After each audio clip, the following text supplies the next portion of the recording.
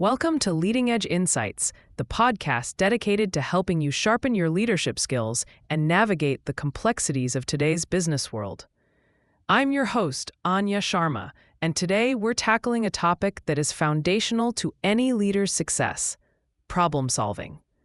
Joining me today is Ben Carter, a seasoned leadership consultant with years of experience guiding executives through their toughest challenges. Ben, it's great to have you here. Thanks, Anya. It's a pleasure to be here and discuss something I truly believe is the cornerstone of effective leadership.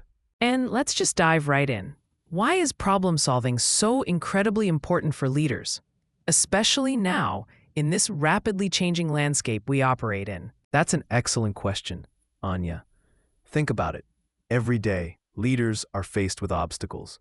From minor operational glitches to major strategic pivots, problems are an unavoidable part of the journey.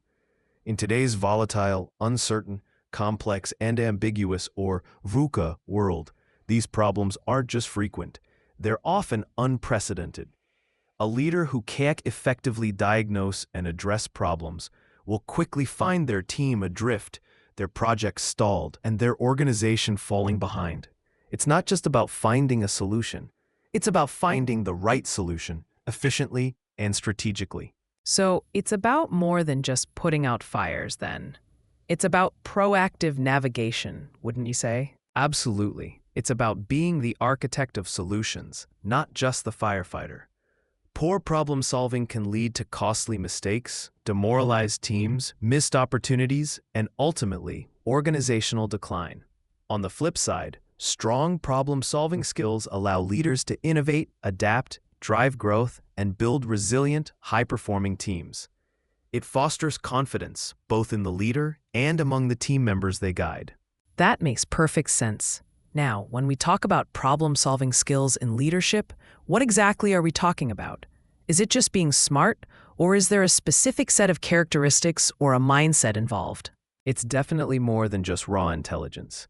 While critical thinking is certainly a component, effective problem-solving for leaders encompasses a broader set of traits. We're talking about curiosity, the drive to understand why. We're talking about adaptability, the willingness to pivot when initial solutions don't work. Empathy is crucial too, because problems often involve people and their perspectives. And importantly, it's about resilience, the ability to persevere when solutions aren't immediately obvious or when setbacks occur. A great problem-solving leader doesn't just look for an answer. They look for the best answer by understanding the full context. I can see how those qualities would be essential, but how do leaders actually develop and improve this skill? It sounds like something that's difficult to just pick up. Are there concrete steps or methods that listeners can apply? There absolutely are, Anya, and it's a skill that can be cultivated and strengthened over time, much like a muscle. I like to break it down into a few key stages. The very first, and arguably most critical step, is defining the problem accurately. This sounds obvious, but so often, leaders jump straight to solutions without truly understanding what the actual problem is. They might treat a symptom rather than the root cause. A great technique here is the 5 whys, repeatedly asking why to peel back the layers until you get to the core issue. For instance, if a project is consistently late, you don't just say, "We need to work faster." You ask, "Why is it late?" Because tasks are taking too long. Why are tasks taking too long? Because team members are overloaded. Why are they overloaded? And so on, until you get to a fundamental problem like insufficient resources or poor planning. That's a powerful point. It's like a doctor treating a cough without understanding if it's allergies, a cold, or something more serious. Exactly. Once you have a clear problem definition, the next step is gathering comprehensive information. This means seeking out relevant data, yes, but also talking to people. Get diverse perspectives. Interview team members, customers, stakeholders. Don't operate in a vacuum. The more complete your understanding, the better equipped you'll be to find an effective solution. So data and diverse opinions are key. What comes after that? Then comes the fun part, generating potential solutions. This is where creativity truly shines. Leaders should encourage divergent thinking at this stage. No idea is too silly initially. Brainstorm with your team. Use mind mapping. Think outside the box. The goal is quantity over quality at first. Only once you have a good pool of options do you move to evaluating and selecting the best solution. Here, you weigh the pros and cons of each potential solution against your criteria. Consider the risks, the resources required, the potential impact, and feasibility. You might use a decision matrix or a simple cost-benefit analysis. Involve your team in this evaluation where appropriate. It builds buy-in and leverages collective wisdom. That holistic approach makes so much sense. And I imagine implementation is just as crucial. It certainly is. The fifth step is implementing the chosen solution and monitoring its effectiveness. This involves creating a clear action plan, assigning responsibilities, setting timelines, and establishing metrics to track progress. It's not a set-it-and-forget-it process. Leaders must regularly check in, adapt as needed, and be prepared to pivot if the solution isn't performing as expected.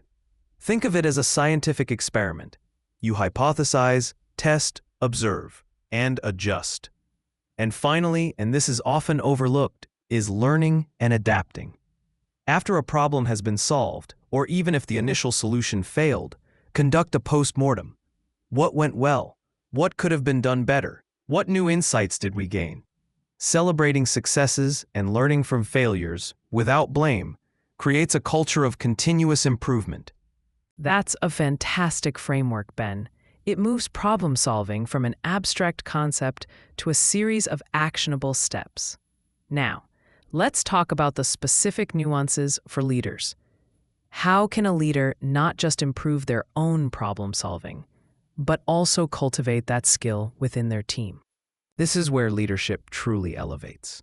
A great leader doesn't just solve problems for their team.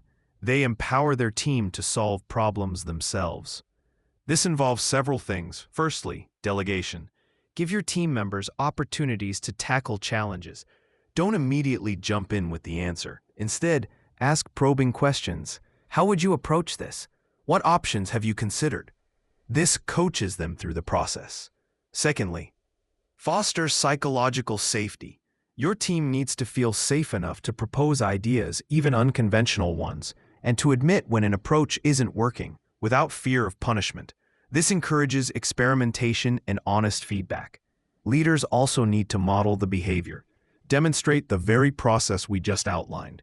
Show them how you define problems, gather information, and weigh options. Lead by example. Finally, provide resources and training. Sometimes, team members lack the specific skills or knowledge to solve a problem. Investing in their development is an investment in your organization's problem-solving capacity.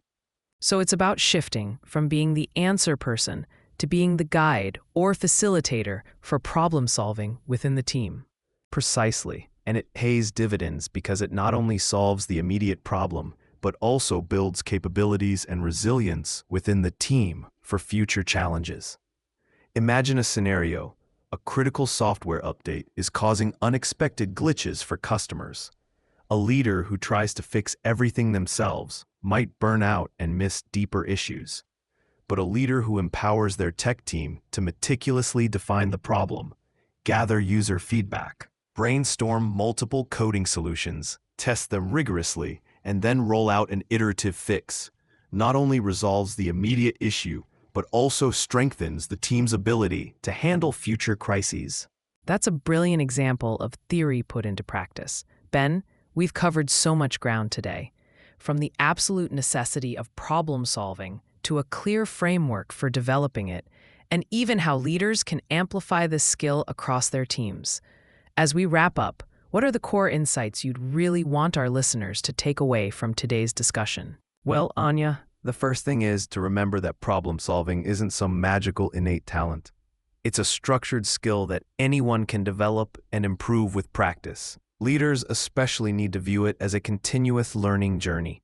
Secondly, always start with truly defining the problem. Don't jump to conclusions or solutions. Take the time to understand the root cause. Thirdly, empower your team. You're not just solving problems yourself. You're building a problem-solving culture. Delegate, coach, and create an environment where everyone feels comfortable contributing to solutions. And finally, learn from every situation. Whether it's a success or a failure, there are always insights to be gained that will make you a better problem solver in the future. Fantastic summary, Ben. Those are truly invaluable takeaways for any aspiring or current leader. It really emphasizes that problem solving isn't just about getting to an answer. It's about the entire, thoughtful, collaborative process that leads to sustainable solutions. Thank you so much for sharing your expertise with us today. My pleasure, Anya. It's been a great conversation. And that's all the time we have for this episode of Leading Edge Insights. A huge thank you to Ben Carter for joining us and shedding light on such a critical leadership skill. Remember, the world is full of problems, but with the right approach, you can turn every challenge into an opportunity for growth. Join us next time for more Leading Edge Insights. Until then, keep leading, keep learning, and keep solving.